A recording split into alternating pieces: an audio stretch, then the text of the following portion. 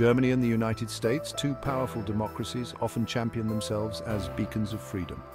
Both nations boast impressive constitutions that guarantee a wide array of rights and liberties to their citizens. From freedom of speech and religion to the right to assemble and vote, these countries seem to share a deep commitment to individual liberty and democratic values. But how deep do these similarities really go? And how do their respective histories shape the way these freedoms are understood and practiced today? While both countries share a commitment to democratic ideals on paper, their historical experiences have profoundly shaped their approaches to freedom. Germany's reckoning with its Nazi past and the horrors of the Holocaust has led to a unique legal and social landscape where freedom of expression is carefully balanced against the imperative to prevent the resurgence of Nazi ideology. The United States, on the other hand, grapples with the legacy of slavery and racial segregation, a struggle that continues to influence its political discourse and social fabric. These historical differences have resulted in distinct approaches to dealing with controversial aspects of their pasts. Germany's proactive measures, such as criminalizing Holocaust denial and banning Nazi symbols, stand in stark contrast to the United States' more ambivalent relationship with its Confederate past, where statues of Confederate leaders and schools named after them still spark debate and division. Germany and the United States share a common foundation of fundamental freedoms. Both countries enshrine freedom of speech, religion, the press, and assembly as cornerstones of their democracies.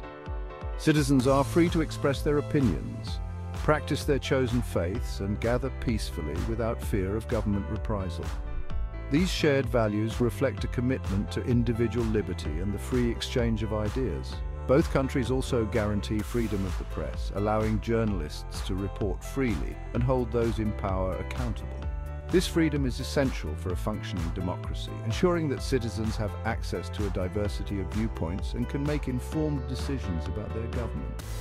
Similarly, freedom of assembly allows citizens to come together and advocate for change, a vital component of a healthy and responsive democracy.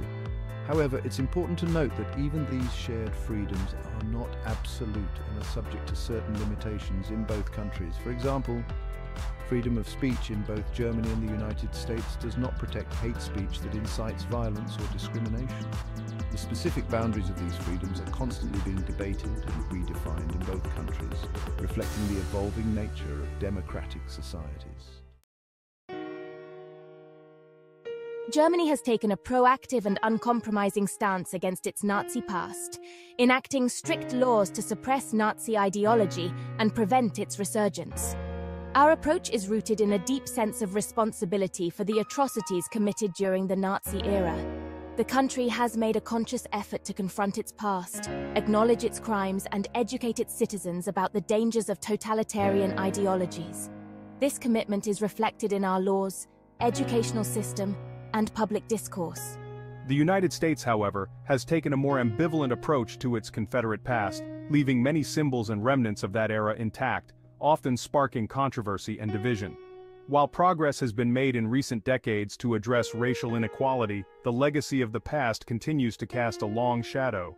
Despite their shared commitment to freedom, Germany and the United States diverge sharply in their approaches to dealing with difficult historical legacies. Germany's proactive measures such as criminalizing Holocaust denial and banning Nazi symbols stand in stark contrast to the United States' more ambivalent relationship with its Confederate past. These differences highlight the complex ways in which history shapes our understanding and practice of freedom. Section 4. Laws and Education, Divergent Approaches. Germany's commitment to confronting its Nazi past is evident in its legal system. The country has criminalized Holocaust denial, the display of Nazi symbols, and the distribution of Nazi propaganda. These laws reflect a belief that freedom of expression should not extend to the glorification of a regime responsible for genocide and crimes against humanity. Germany also takes a proactive approach to education about the Holocaust and Nazi era. School curricula across the country include mandatory lessons on the Holocaust, Nazi ideology, and the dangers of totalitarian regimes. The goal is to ensure that future generations understand the horrors of the past and are equipped to prevent their recurrence. In contrast, the United States has no federal laws prohibiting the display of Confederate symbols or the glorification of the Confederacy. While some states and localities have taken steps to remove Confederate monuments and rename schools named after Confederate figures, these efforts have often been met with resistance and controversy. Education about the Civil War and the Confederacy in the United States varies widely from state to state.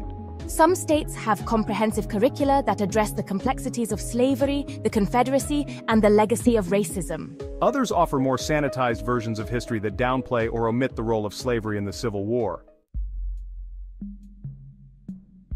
Section 5. Echoes of History: The Relevance of the Past. The divergent approaches of Germany and the United States to their respective histories have significant implications for their present and future. Germany's proactive efforts to confront its past have fostered a culture of remembrance and responsibility, contributing to a strong sense of national identity, built on a rejection of intolerance and extremism.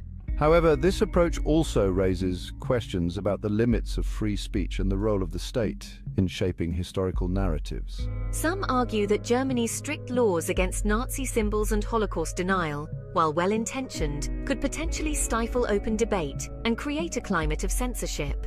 The United States' more ambivalent approach to its Confederate past reflects its ongoing struggle with issues of race, identity, and historical memory.